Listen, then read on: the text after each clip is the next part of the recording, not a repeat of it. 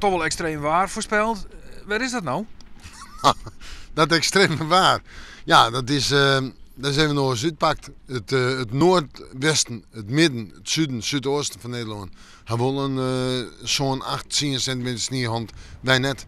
Neffenspiet luidt het onder Zuid-Eerste Wien. Die droege lucht mijn naam. Het in het Delftslaggebied aankomt en dan brokkelt het oud. Dan verdampt die sneeuw als het ware. En dan komt zelfs de zinnen er terug. En dat zult de waarman dan net aankomen? Nee, het is...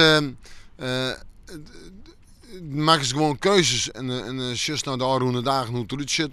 En dan zei ze, nou, zo zal het ongeveer gaan. En die kant gaat het op. En dit ben van die dingen best even geen rekening mee houden. Achteraf is het natuurlijk goed nooit te zien. Toch zwaar de sneeuw die er wegvallen is voor oerlest, vooral voor oudere mensen. Thuiszorgorganisatie Palet had daarom vrijwilligers oproepen om de paden schien te vallen op plakken dat ouderen wenjen. In Ljouwert, Radiel en met Radiel. Wij zijn de trottoirs aan het vegen bij het winkelcentrum in Westeinde. Om mensen die thuis zitten en niet naar buiten durven, om in ieder geval een vrij baan te geven. Om in ieder geval naar de winkel te kunnen zelfstandig. Palet kan nog wel volle meer vrijwilligers broeken en het werk wordt bot wat jij hebt.